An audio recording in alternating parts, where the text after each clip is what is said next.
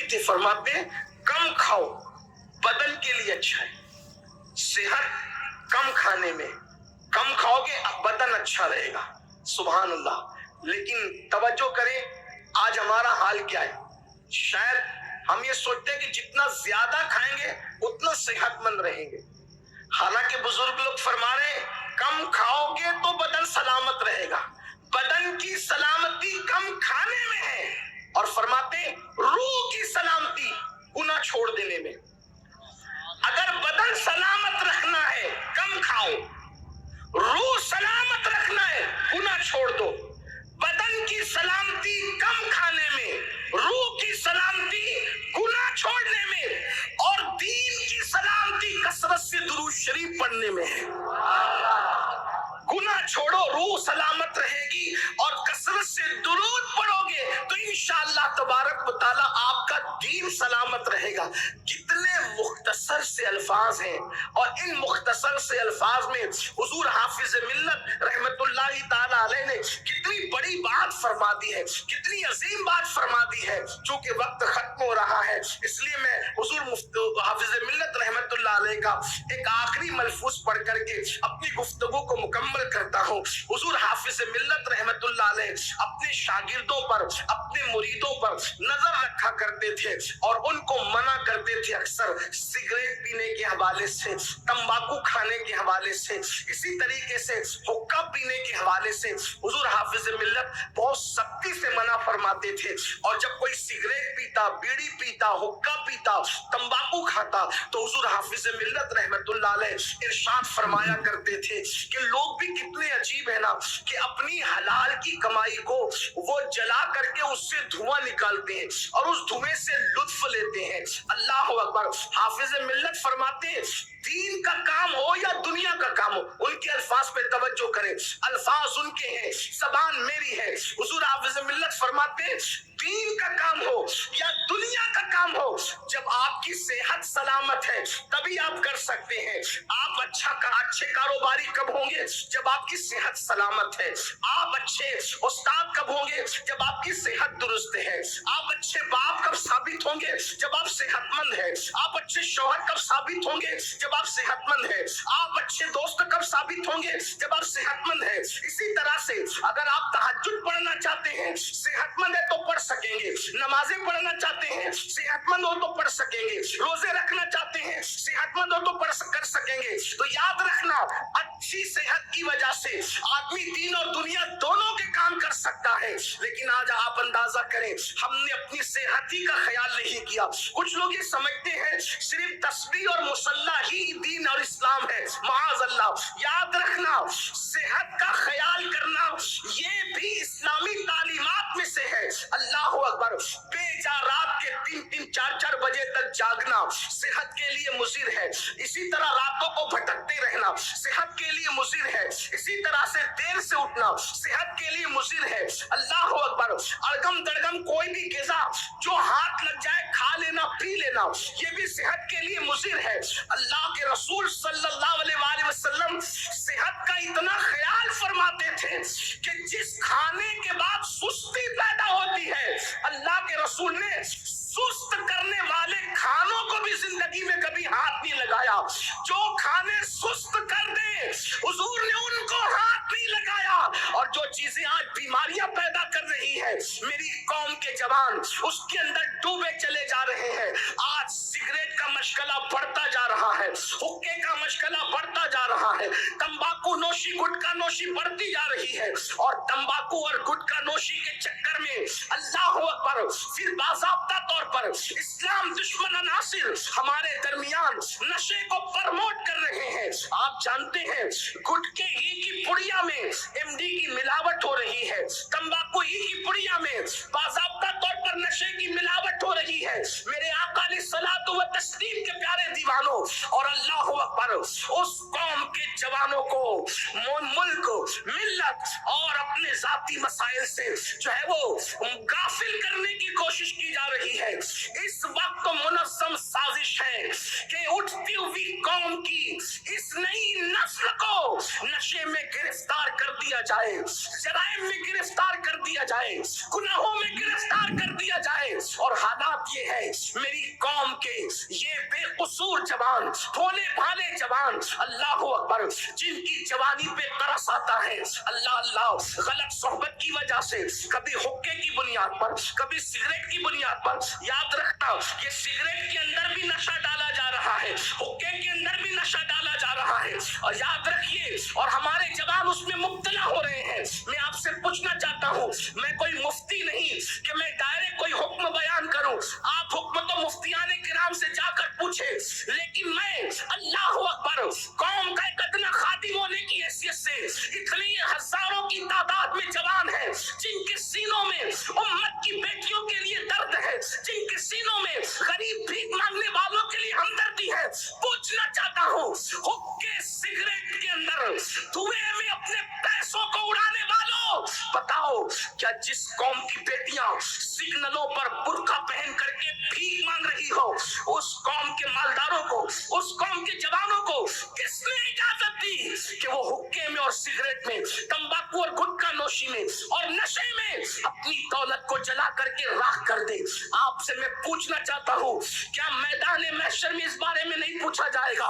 اپنی جوانی پر گھمنڈ کرنے والوں، اپنی جوانی پر غرور کرنے والوں، اپنی جوانی پہ ناز کرنے والوں، بتاؤ اگر ہم یہ سگریٹ گٹکے حقے کے پیسے بچائیں گے تو کیا ہم کسی غریب کی بیٹی جو 30-35 سال کی عمر میں سسکیاں لے رہی ہے، اس کے شادی کا انتظام نہیں ہے تو کیا ہم اس کے سر پہ دوپٹہ نہیں ڈال سکتے، اس کو سہاگن نہیں بنا سکتے؟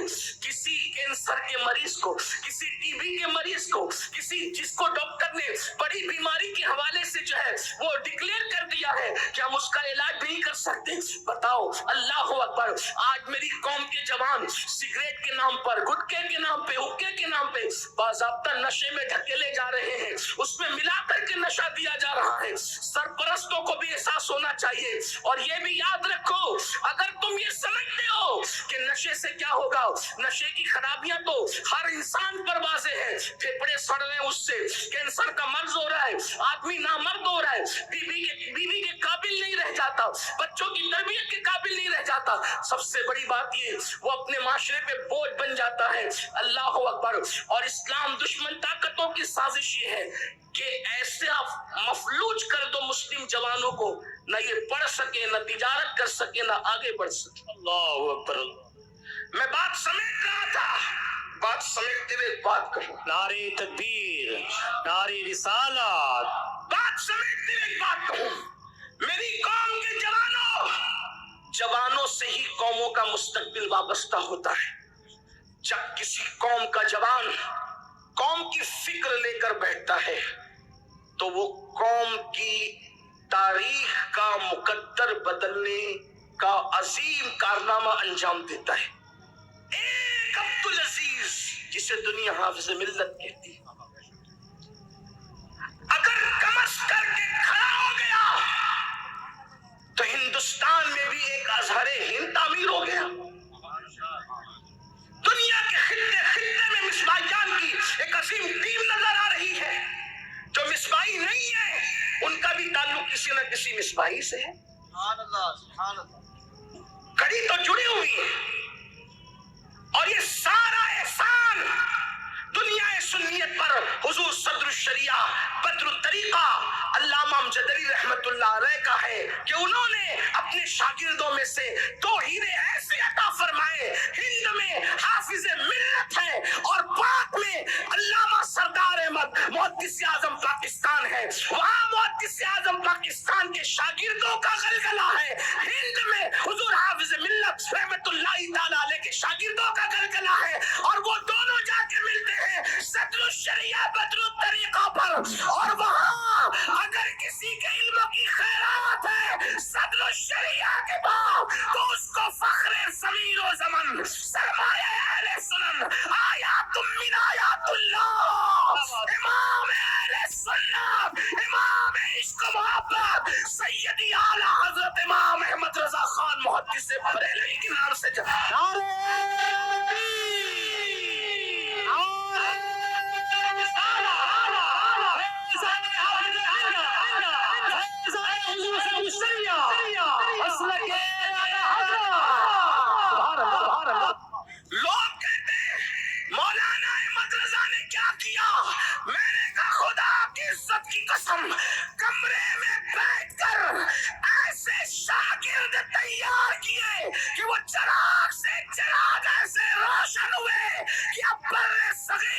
انشاءاللہ سنیت کی چراغ کو دنیا کی کوئی طاقت بجھا نہیں سکتی. کیا بات ہے، واہ واہ واہ، سبحان اللہ سبحان. امام احمد رضا یعنی کہ صرف وہ کمرے میں بیٹھ کر انہوں نے ایک 14ویں صدی کے مجدد کا فریضہ انجام نہیں دیا، بلکہ 14ویں صدی کے مجدد نے امام مہدی کے ظہور تک کا انتظام فرما دیا.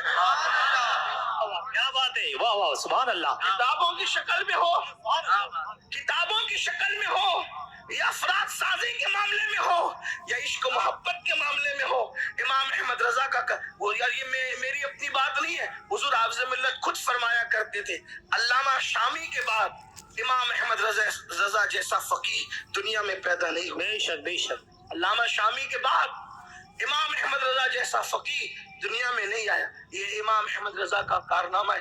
لوگوں کو پتا نہیں، کہ کہتے ہیں یار وہ تو ایک مولانا ہی تھے، ان کا ذکر اتنا کیوں ہوتا ہے؟ میں نے کہا اس مولانا نے مولائے روم کا کردار ادا کیا ہے.